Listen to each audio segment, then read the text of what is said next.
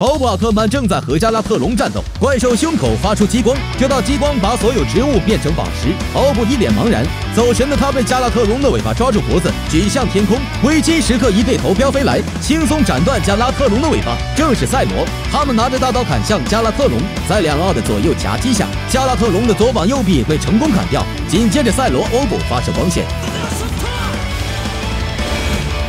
加拉特隆被炸成4分5裂，赛罗为了调查这些怪兽的由来，独自穿越时空飞走了，留下欧布一人。镜头一转，3位地球人正在嬉戏。突然，一个小女孩满脸疑惑地走了进来，她手里拿的正是艾克斯的变身器。艾克斯告诉他们，这个地球即将面临一场灾难，请务必要找到屏幕上的青年，他就是艾克斯的人间体大帝。下一秒，3位地球人将寻人启事贴在墙上，一位保安拦住了他们。这时，附近的一名男子跑向前，想要抢走变身器，抢夺未遂的他现出原形。原来这4个人都是宇宙人，一脸懵逼的他们扔下传单，转身就跑。不料旭美脚一滑，倒在地上。正当众人绝望的时候，他们的目光被熟悉的声音吸引了。紧接着，一个头顶牛仔帽、戴着黑墨镜的男人出现。没错，又是那个男人，他就是欧布的人间体红凯。坐在地上的旭美被拉了起来，又将帽子放在眼镜男头上，然后徒手吊打4个宇宙人。一个帅气的右边腿打跑了他们。话说这头套是不是有点草率了？画面一转，旭美和红凯坐在房间里，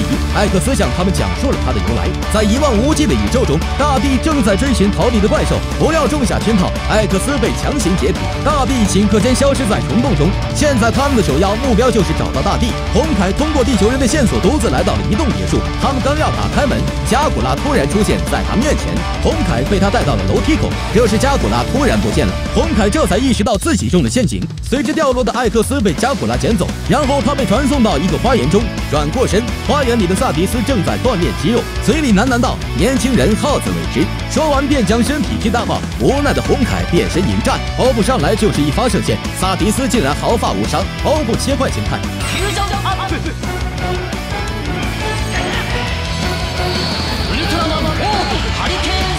还是打不过这货。欧布胸口闪烁，他身体里赛罗杰克的力量正在颤动。紧接着萨迪斯给了双奥一人一巴掌，他俩又回到欧布体内。幕后黑手坐不住了，利用黑暗银环召唤出3个宇宙人，他们向狼狈不堪的欧布进攻。昏厥的欧布就这么被抓走了。与此同时，旭美等人也来到了别墅，他们在这里遇到了打刺星人。保安说道：“你们快跑吧，我来打掩护。”自信的他拿着枪冲了上去，眼看情况不对，扭头就跑。下一秒，昏厥的红凯醒了过来，对面这个大妈正是这一次制造事端的幕后黑手。他对着手中的苹果吹了口气，苹果奇迹般的变成了宝石。然后他挥动双手，银河维克特利的石像出现。这位大妈的梦想就是立志要把这颗星球变成宝石，只有这样，所有的事物才不会离开他。紧接着，他举起手上的黑暗圆环，机械怪兽迪亚伯立刻便出现在城市中。他挥动手上的武器，全身发出激光，宛如天女散花一般，人们纷纷逃窜，城市被搞得乌烟瘴气。下一刻，他的左手插入地面，好家伙，顿时周围的建筑物都变成了闪耀的宝石。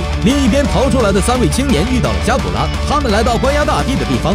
加古拉为了取得3位青年的信任，他独自走向前，亲切地问候2位宇宙人，然后3、4、5除2干掉懵逼的2人。大帝成功获救，变身器又回到大帝手中。下一秒，他们又来到关押红凯的地方，大帝使用手中的变身器救出了红凯。加古拉从背后偷袭了这个老女人，黑暗圆环回到加古拉手中，然后他们坐着汽车逃了出来。缓缓飞起的别墅展现了他的真正面目。汽车抵达战场，红凯和大帝变身，欧布和艾克斯登场。怪兽对旁边的艾克斯不管不顾，就是硬锤欧布。不耐烦的2奥同时发射激光，但却被无情打断。原来萨迪斯还没有嗝屁，欧布变成暗耀形态。那位大人果然厉害，萨迪斯怎么捶打都没用。就在这时，艾克斯为了保护欧布，用身体挡下了怪兽的射线。大帝伴随着艾克斯一起变成了宝石。分心的欧布被一拳打回人间体。红凯无助的眼神看着被石化的艾克斯，然后飞船又将银河和维克特里屹立在旁。老女人大言不惭地发表胜利的感言。怪兽朝着他们走来，虚弱的红凯什么也做不了。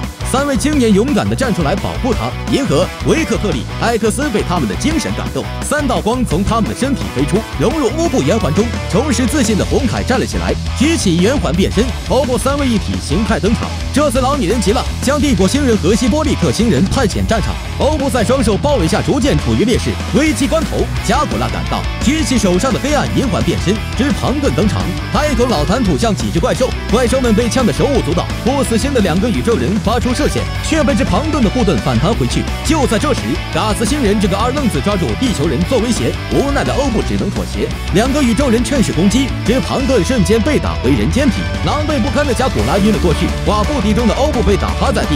3个怪兽你一拳我一拳的捶打欧布，大意的嘎斯星人被保安偷袭，成功获救的3位青年扭头就跑。途中他们发现了黑暗圆环，还没来得及研究，嘎斯星人又追了上来，然后又开始了猫捉老鼠的游戏。小眼镜手滑丢掉了圆环，嘎斯星人正要拿起，加古拉出现反手来个奥利给，他念念不舍的和圆环告别，然后扔向天空，黑暗圆环就这么被摧毁了。320化瞬间解除，欧布成功获救，4奥并排，反攻的号角吹响了。艾克斯借助哥莫拉的力量，利用装甲一招便干掉了嘎斯星人。帝国星人和希伯利特星人同样惨遭毒打，倒在银河和维克特利脚下。时间临近傍晚，在导演的安排下，萨迪斯再次复活，他将手插入机器怪兽后背，对着欧布就是一发炮弹，欧布的身体瞬间贯穿了几栋大楼，红灯闪烁的他倒在地上，无力再战。就在第2发炮弹准备射出时，一位老人缓缓走到欧布身旁，他的脸上流露出岁月的痕迹，那坚定不移的眼神是多么的憧憬。我不是谁，我只是个流浪者。随后拿出眼镜变身，赛文挥动头镖，这道头镖贯穿射线将萨迪斯的左手砍断，然后他们打斗起来。昭和时期的老奥不需要花里胡哨的外形和色彩绚丽的攻击，对于他们来说朴实无华的格斗足够了。萨迪斯被文书打得毫无还手之力，此时欧布发出射线，这道射线被反弹，射向上空的飞船，这座别墅一样的飞船就此陨落。另一边，艾克斯使出大招艾克斯攻击烈焰，嘎斯星人被这道十字烈焰干掉。银河和维克特里使出合体光线，2个宇宙人猝不及防的接下这道光线，双方对搏。众所周知，自古对搏右边胜，宇宙人族战役接近尾声。一旁的萨迪斯发出终极炮弹，欧布借助纽带的力量挥动手臂，一道巨型光轮飞了过去，萨迪斯和机械怪兽瞬间被劈成2半。这场战斗在一声爆炸中圆满结束。夜幕中，欧布和几位奥特曼道谢，然后几位奥特曼转身合影留念，接着纷纷飞向天空。故事结尾，红凯走到老女人面前，向她谈论起大道理。老女人在忏悔中流下眼泪，变成了宝石。夕阳下，那位男人和大家告别，一场新的冒险即将开始。关注我，我是小影，电影新解说，经典不错过。